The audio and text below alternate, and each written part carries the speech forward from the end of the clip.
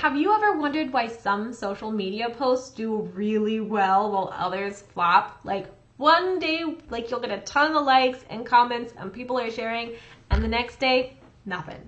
Crickets. Well, I'm going to break down the best social media posts and what they have in common. In case you don't know, I'm Heather the copywriter, and I help online experts with their business writing, from social media posts to their website to sales pages and more. I'm going to help you find exactly the right words. Okay, so again, we're going to be going over the best social media posts and what they have in common. I'm actually going to switch my screen. I'm going to share some posts that I wrote up for you so that we can go over them together. Ready? Okay, so this is my screen.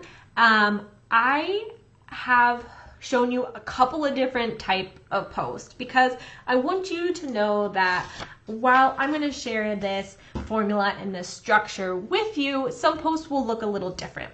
Now, we have to remember that some people have obviously larger audiences, so they can share one-word posts and people are like, yeah, this is amazing. They're just gonna like it because they like it.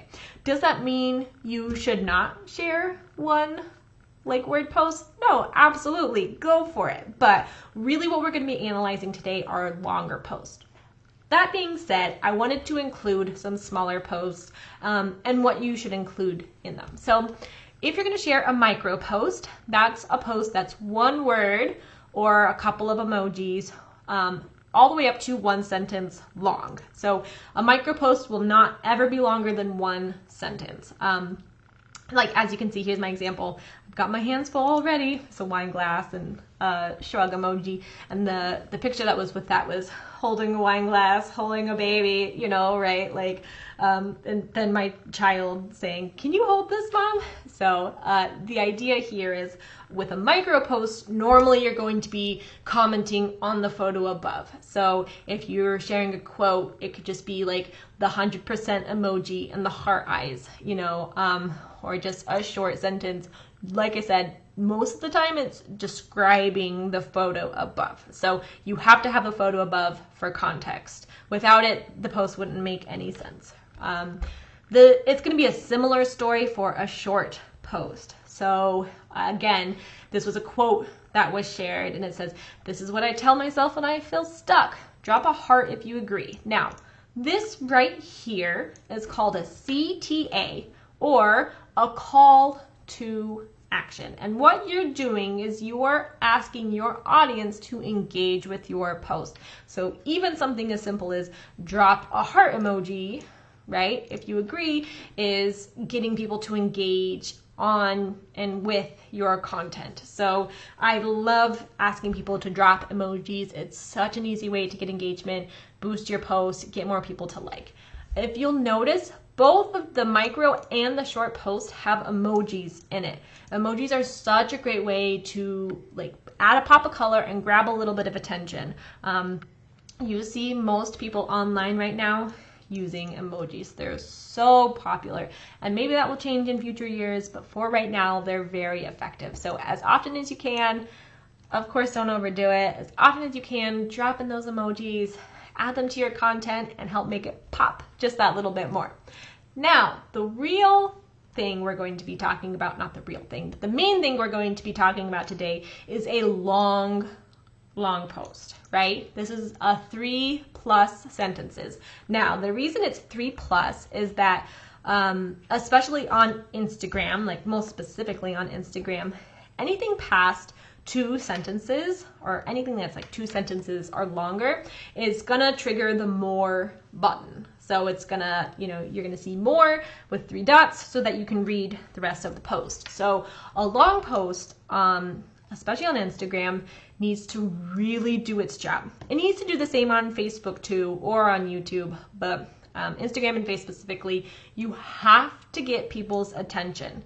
If you do not get their attention right away, they will keep scrolling because you are not relevant to them. There's a lot of content to read and yours doesn't seem that exciting. So it's really, really important to get this first sentence done well, or the first 2 sentences need to really call out your audience or a problem that they have. So the formula that you see for most posts that are really well, that get a lot of likes and engagement and shares, have this in common. They have a hook. They help somehow, and they have a CTA, or a call to action.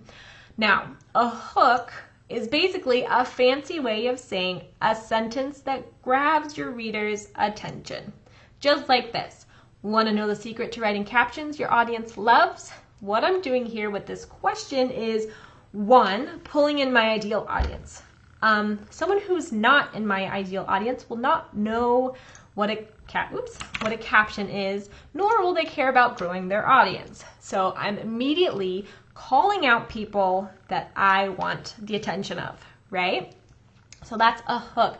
We're going to draw them in with curiosity. Questions are such a great way to open up a long social media post, because we're saying, hey, you curious? I know you are. Come read more. And the people who really want to know more will read more. So, great. So what I did with this particular long post is I qualified my reader some more, my audience some more, because and this time I'm trying to grow. And so when you're trying to grow, you really want to be specific to, this is who I'm looking for, this is who I want in my audience, because these people I can serve and serve well. So for this particular post, I qualified my reader some more.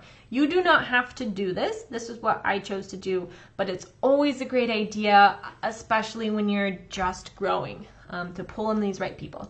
So I qualified, that means I called out the people who I want in my audience, and I poked their pain a little bit. That means I said, is this you? Do you do this? Because I want to show them that I understand what they're going through. I know how they're struggling. I understand that perspective, right? So that's what I did there. Now, here, I just poked at their pain a little. Now I'm like easing them, like, it's okay. It's not you, it's the system, right? And what I'm trying to do is say, like, it's okay. Everything's gonna be okay. I wanna like put them a little bit at ease, right, before I help them. So poking their pain a little, saying, oh, this sucks, doesn't it? I know, I get it, but it's okay. Like, everything's gonna be okay. So this is where I help. I'm helping. The idea behind helping is that I want whoever's reading this to have a quick win. I want them to read this and be like, oh, okay, I could do that. Like, I'm teaching you how to start with an attention grabbing hook, right? And you can immediately apply this to your content. So you want to do the same thing for your readers. Help them in a quick way so that they can take immediate action, because when they can take immediate action, man, you're golden in their eyes. They are going to love you because you see their problem, you've helped them solve it. And if you've seen their problem and you've helped them solve it right away, oh man, that just builds so much trust. So this is where I help. Now, next is CTA, call to action. So I'm going to ask my reader to do something next. A lot of people won't, and that's okay, but the people who are really interested will, and those are the people I really care about. Man, you guys are my, like, yes, please, come on, let's do this. So my next was search for me on YouTube, because that's where I'm driving my traffic to right now. If I had a course, it would be, check out this website where I'm directing people towards a course, or message me if you want help with your writing, Basically, what I want to be doing is always asking people to take a next step with me.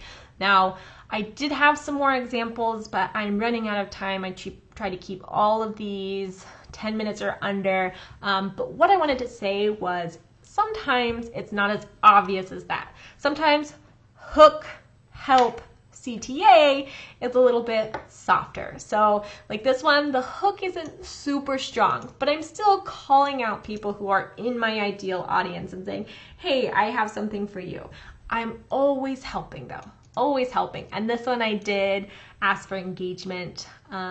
This one I also did as well. But again, hook, anyone got writer's block, help, here's what I do, and then engaged, like CTA, like tag someone who needs to hear this. Okay, hope you enjoyed it. I'm running out of time. I'll see you in my next video. Bye!